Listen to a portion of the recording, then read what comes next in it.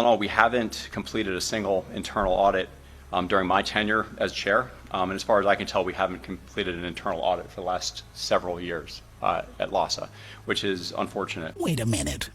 That wasn't a Republican politician. That wasn't an angry taxpayer like you or me. That wasn't somebody on TikTok spreading a conspiracy theory. No, that was the chair of LAHSA's own audit committee saying that, as far as he could tell, the Los Angeles Homeless Service Authority had not completed a single internal audit in the last several years. And now this same agency is headed to federal court on August 6th, and they're headed to federal court to try to fight to preserve its eligibility for federal homelessness funding after HUD accused it of financial mismanagement, of inadequate internal controls, of insufficient safeguards against conflicts of interest. Los Angeles, LA, our city, I think you live here, but my city, has been told repeatedly that homelessness is a very, very complicated issue. We have been told it requires more programs. It requires more agencies. It requires more nonprofit organizations. And most of all, most importantly, it requires more money.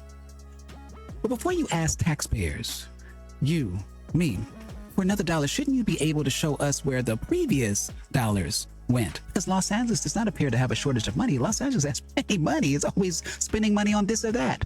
No, Los Angeles politicians, the Los Angeles system has a shortage of accountability. For example, to conduct the signature authority audit that was requested, Aram had requested access to the MIP and EGMS files. It took over a month to actually get access to those systems. For the COC underspend audit, we started this audit in 2024. And the last time we met, back in April, we thought we actually had finished this audit, but we're actually waiting for a management response to complete it. We're still waiting for a management response. So it's been over 2 months since we've been waiting for this management response, so we can kind of tie off that portion of that audit. Let's make sure we understand what's being said. LAHSA's internal audit charter reportedly gives its auditor independent access to agencies' records, personnel, and systems. But when the auditor needed access to financial systems, it took more than a month. Then there was an audit that started in 2024. The audit work had apparently finished. The exit conference had been held, but the final report still could not be issued because management had not provided its written response. And they had reportedly been waiting approximately 2 months for that response. This is the exact purpose of an internal audit department. It's supposed to identify weaknesses before they become scandals, before they become lawsuits, federal investigations, or funding crises. But an internal auditor cannot protect taxpayers if the auditor is waiting weeks for access and months for management to answer. You cannot claim that accountability is a priority while the people responsible for accountability are standing outside the door asking, please let me in. We're talking about one audit that started in 2024. It's only one, so it's not like there's a lot. And it's one, I mean, the audit, the total document size is, it's not, we're not talking about reams of paper, it's like 6 pages or less, fewer pages.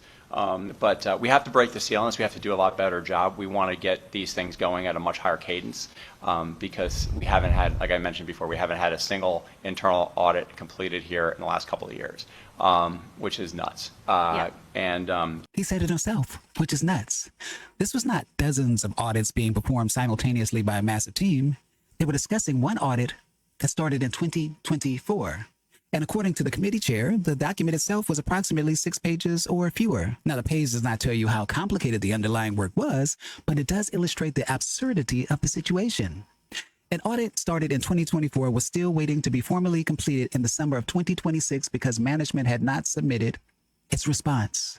Meanwhile, we, taxpayers, are expected to believe that the broader system is carefully tracking hundreds of millions of dollars across numerous contracts, providers, and programs.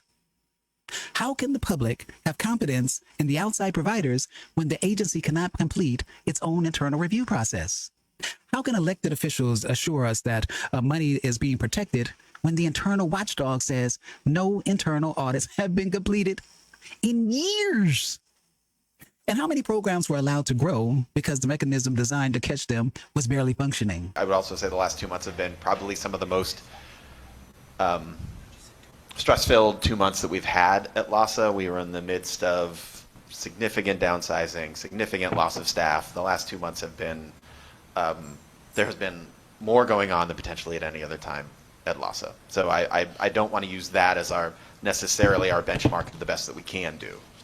But what I also want to talk about moving forward is, so I moved into the role of Chief of Staff about 2.5 months ago, and part of my role, not only for ARM, not only for this function, but across the agency, is if folks are having difficulty moving things forward, then part of my role is to help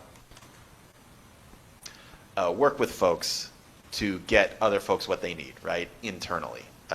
Kind of being a facilitator to, everyone has a lot on their plate at LAHSA, right, and we're in this period right now where we are adjusting to a staff that is half the size that it was. So your department went from 3 to 2? I mean, to 1? To 1. To 1, oh, okay. That explanation deserves to be heard. LAHSA has undergone major staffing reductions and restructuring. The internal audit department reportedly went from 3 people to 1. When an agency loses half of its workforce, deadlines will be missed. Responsibilities will be reassigned. Communication will break down. That may explain some of the most recent delays, but it does not fully explain the chair's statement that no internal audits have been completed for several years. The massive downsizing was described as a recent event. The audit breakdown appears to have existed before that. And this creates another basic question.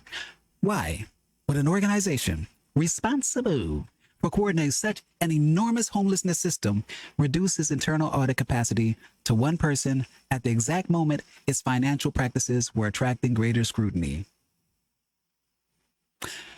When the public is questioning where the money went, the last department you should weaken is the department responsible for finding out.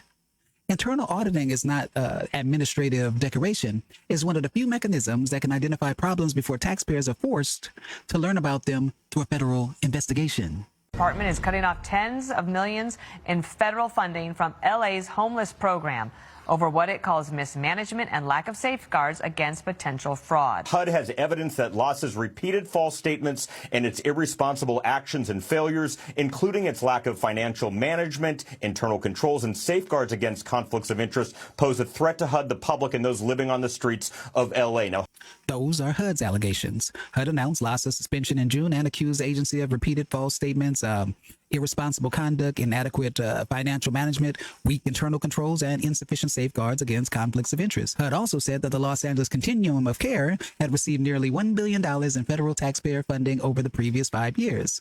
LAHSA disputes the federal government's case and has taken HUD to court. And that distinction, well, it matters. A suspension letter is not a criminal conviction, and HUD making an accusation does not automatically prove every accusation. But look at the circumstances. HUD is questioning LAHSA's internal controls at the same time LAHSA's own audit committee is publicly discussing delayed records, unanswered requests, and years without completed internal audits. Those are not identical issues, but they point towards the same central problem. How much confidence should the public place in a system that appears unable to demonstrate that its internal accountability mechanisms were working? The federal government should have to prove its case, but LAHSA should also have to prove that taxpayer money was properly monitored. Accountability cannot be demanded from only one side. Supported the most vulnerable, homeless Americans in Los Angeles. Instead, allegedly supported the purchase of a $125,000 Range Rover, private jet travel, and a vacation home in Greece that costs almost $500,000. This is HUD funded. That's supposed to go to our homeless neighbors and friends.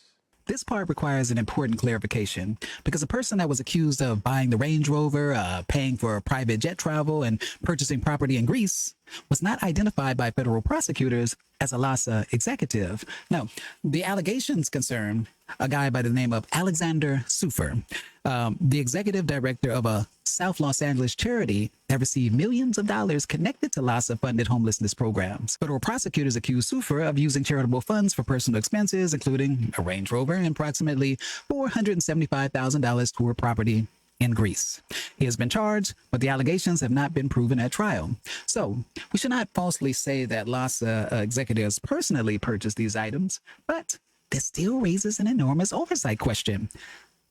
How was a contractor allegedly able to redirect this much money without the system detecting it earlier? That is why internal controls matter. That is why provider invoice audits matter. That is why contract and procurement reviews matter. And that is why an internal audit department cannot be treated as an afterthought. The issue is not merely whether somebody allegedly stole money. The broader issue is whether the system responsible for protecting the money had enough safeguards to prevent or quickly detect it. Now, we reach the court showdown. So, of course, LAHSA sued HUD after the federal government suspended the agency and challenged its role in the regional funding process. Judge David O'Carter scheduled a hearing for Thursday, August 6th at the First Street Federal Courthouse in Los Angeles. The court has temporarily preserved the status quo, allowing LAHSA to continue providing homeless services while the judge considers the preliminary injunction request. This hearing is not a trial deciding whether LAHSA committed fraud. The judge will be considering whether HUD's actions should remain blocked while the underlying lawsuit moves forward. And there are real people that are caught in the middle. If funding is disrupted, legitimate service providers, workers, and people currently receiving housing assistance could suffer. Many of those people had nothing to do with management failures, but protecting essential services cannot mean protecting an organization from scrutiny.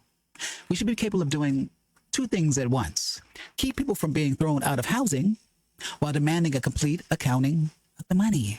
The choice should not be homeless services or accountability. Any competent system should be capable of providing both, right? Mercury is still in retrograde. I think until the 23rd, and then some other planets are moving, but it does have an effect. So that is that. Maybe that can explain some things I don't understand. It affects communication. Mercury retrograde?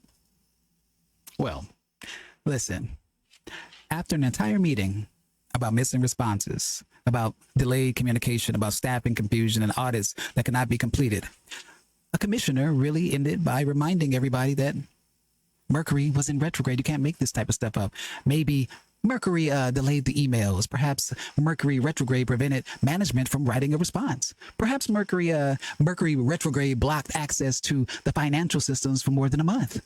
Or maybe the problem was not happening in the sky. Maybe the problem was happening inside the agency. Because taxpayers should not need an astrological explanation for why an organization responsible for an enormous amount of money, public money, cannot complete its internal audits. We need records. We need responses. We need completed reports. And we need consequences when the system fails. Consequences. The official meeting supplied the statements about incomplete audits, delayed access, staffing reductions, and mandatory responses. On August 6th, LAHSA will ask the federal judge to protect its position in the regional homelessness funding system. The judge will decide the legal questions before the court. But Los Angeles taxpayers are entitled to ask a much simpler question. How did we reach the point where an agency coordinating hundreds of millions of dollars could have its own audit committee openly discussing years without completed internal audits? How? Homelessness has become one of the largest and most expensive government operations in Los Angeles, California. Every year, the public is told the crisis requires, of course, more money. But more money without proper oversight does not solve a broken system. It feeds the system. The people living on the streets deserve a system that actually produces results. The workers and providers doing legitimate work deserve a system that does not place their funding at risk. And taxpayers deserve more than promises, press conferences, and another request for patience. LA does not simply need another homelessness program. LA needs proof that somebody is watching the money. Because when a watchdog cannot complete an audit, the question is no longer merely where did the money go? The question becomes who was making sure it got there in the first place? But let me know what you think. Should the federal government continue funding LAHSA while this case proceeds? Or should the money be redirected through perhaps a different agency until Los Angeles can prove that the proper safeguards are finally in place? I don't know. I'm Wolf Kage. Don't forget to like, subscribe, and share. Until the next time, peace.